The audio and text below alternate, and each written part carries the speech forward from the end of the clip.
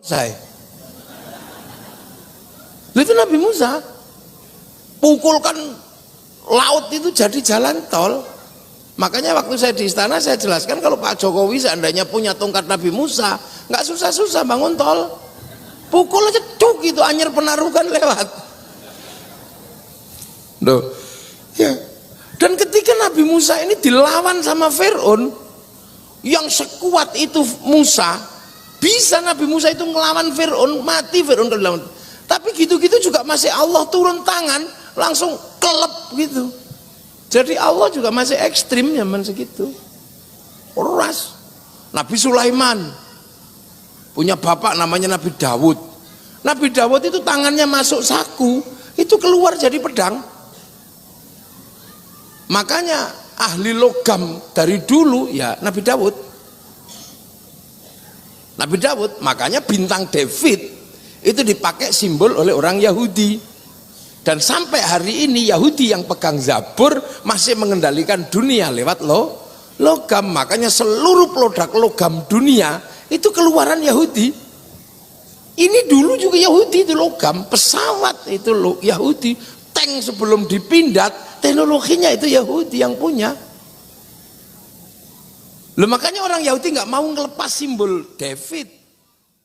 Sebenarnya yang bisa menghadapi orang Yahudi dalam urusan logam itu orang Indonesia.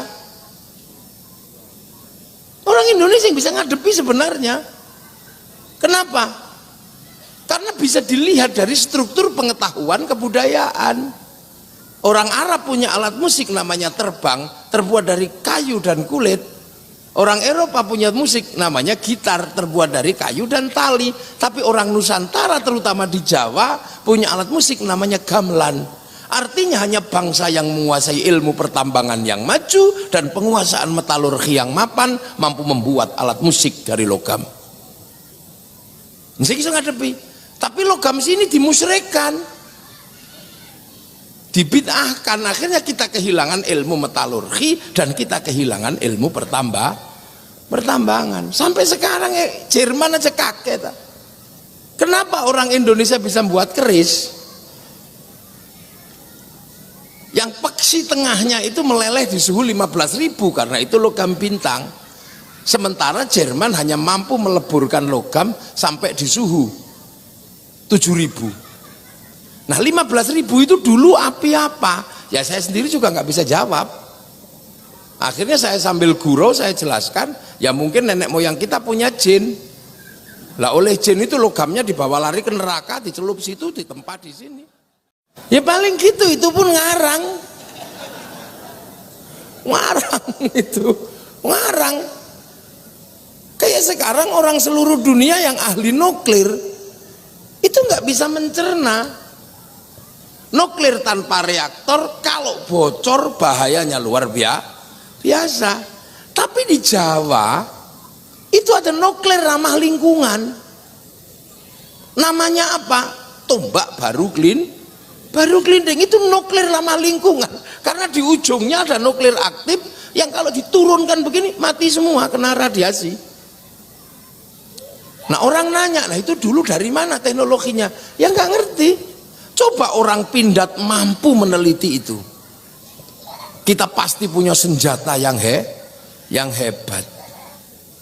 Orang-orang Pindad yang sedang punya gagasan untuk membangun senjata, itu mampu memecah unsur itu luar biasa.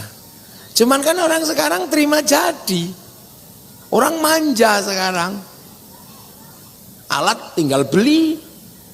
Mau ribut ya nggak bikin media sendiri. Yang setuju dan tidak setuju ribut ya pakai apa? Pakai media yang dibikin orang. Nak, udah nak mundur lagi sana. Ya. Yang ibunya mana ini? Ibunya mana? Ajak ke belakang, ajak ke belakang. Ini anak tentara ini pasti. Nah, ambil. Ya nak ya. Ini loh kalau pengajian gak ada orang jual mainan. Ini Pak Gubernur. Ini mestinya tadi ada alokasi anggaran untuk anak-anak itu biar bisa beli mainan. Iya lah, anak kecil itu kan nggak mau ngaji, dia maunya beli mainan. Ya, saya nggak enak aja coba kalau ini bukan tempat tentara gitu. Biasanya saya kalau anak kecil itu tak suruh beli mainan sana gratisan. Nanti yang jualan itu nagihnya ke saya. Tapi nggak enak juga sama Pak Gubernur kalau di sini. Saya selalu begitu biasanya kalau anak-anak kecil. Nah deh, ambil semua mainan, nanti yang jualan ngitung terakhir, nanti saya yang bayar biasanya. Tapi kalau di sini nggak enak sama Pak Gubernur saya. Jangan-jangan nanti nggak boleh masuk jualannya. Nah, kita punya banyak sekali sebenarnya. Nah, nabi lagi ada nabi namanya Sulaiman. Nabi Sulaiman itu serem juga, nabi keras. Jin diajak ngomong. Bahkan angin itu, Gubernur, bisa diajak ngomong, sampai kentut itu bisa diajak ngomong. Makanya kalau zaman Nabi Sulaiman orang kentut nggak ribet. Begitu ada kentut, kentutnya dipanggil, Tut, kamu kentutnya siapa? Jawabannya tinggal jawab siapa yang kentut. Kalau kentutnya Pak Gubernur ya kentutnya Pak Dudung gitu. Kalau kentut saya ya kentutnya Muafik, ya gitu paling jawab dia. Keras Nabi ini. Nabi Sulaiman yang ya bukan orang Sleman, ya orang Palestina. Terus Nabi Isa.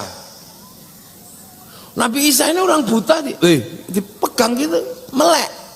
Orang mati, itu bangun. Nah, Nabi Muhammad itu lahir dengan prototipe baru. Itu semua nggak dikasihkan sama Allah. Tapi mendapatkan situasi yang benar-benar sulit. Lahir di Mekah. Lahir di Mekah, di mana orang Mekah itu nggak ngerti Nabi, nggak pusing itu. Orang Mekah kan nggak ngerti Nabi, ditaruh di Mekah, orang Mekah nggak ngerti Nabi. Makanya ketika Nabi Muhammad mengatakan aku Nabi, orang Mekah, Nabi itu apa? Nggak ngerti. Orang Mekah itu ngertinya dua, satu adalah ahli syair, yang kedua adalah tukang ramal atau dukun, kahin. Mereka pagan, mereka tidak punya agama. Yang mengerti Nabi itu orang Yahudi sama orang Nasrani. Lah orang Yahudi sama orang Nasrani itu bukan di Mekah, posisinya ada di Filistin. Makanya ketika Nabi Muhammad mengatakan aku Nabi, yang nggak ada yang kenal. Beda dengan malam hari ini, saya datang nggak ada masalah. Wong orang sini semua kenal Kiai. Karena sudah diajari Kiai Magelang, bahkan Pak Gubernur sudah menyatakan yang datang nanti adalah Kiai Haji Ahmad Muafik atau yang dipanggil Gus Muafik. Diproklamirkan di sini. Makanya ketika saya datang nyantai aja, rebutan salaman, wong ngerti kalau saya Kiai. Enak. Saya ngomong didengerin, wong ngerti saya Kiai. Tapi coba saya masuk ke pedalaman Irian yang tidak mengerti Kiai. Pasti saya dikira tim pemburu babi. Enggak mau, ini mau apa tuh? Rambutnya panjang, gimbal, hitam dekil. Ini pasti lagi berburu babi. Sama dengan Pak Dudung, Gubernur datang ke sini siap dan siap. Orang ngerti di sini ngerti Gubernur Akmil. Coba kalau lagi pakaian begitu ke tempat saya. Santri-santri terus, ya karena kan nggak berpakaian, kira paling ada yang sebelah situ aja Pak, gitu karena nggak ngerti. Tapi kalau pakaian dinas ngerti. Sama saya berhadapan dengan ribuan tentara, saya nggak ngerti pangkatnya apa. Tapi kalau sekali Banser datang, ngerti saya pangkatnya apa dia. Karena saya ngerti Banser, saya nggak ngerti pangkat tentara bintang 1, bintang 2, taunya gitu aja. Sewaktu saya di Cilangkap ngaji di markas besar TNI, ya saya nggak tahu ini yang pangkatnya apa. Saya nanya Pak Mizar kalau itu pangkatnya apa? Itu pangkatnya apa? Untung Pak Mizar gelem ngeladeni saya. Ya nggak ngerti. Lah Nabi Muhammad itu di Mekah, yang orang Mekah itu nggak ngerti Nabi. Makanya ngamuk semua, Nabi itu apa? Nggak ngerti. Yang ngerti itu Yahudi Nasrani, posisinya tidak di Makkah tapi di Filistin. Makanya Nabi dihamuk itu karena apa? Ya orang Mekah nggak suka aja. Ada orang nggak sekolah kok tiba-tiba pidato, ya nggak mau. Orang Mekah itu yang dianggap bisa berbicara itu satu orang kaya, yang kedua adalah penyair, yang ketiga dukun. Maka ketika Nabi nggak sekolah, nggak bisa baca, kan orang Mekah tahu Nabi Muhammad itu kecilnya ikut kakeknya, ibunya meninggal, terus ikut kakek, namanya juga orang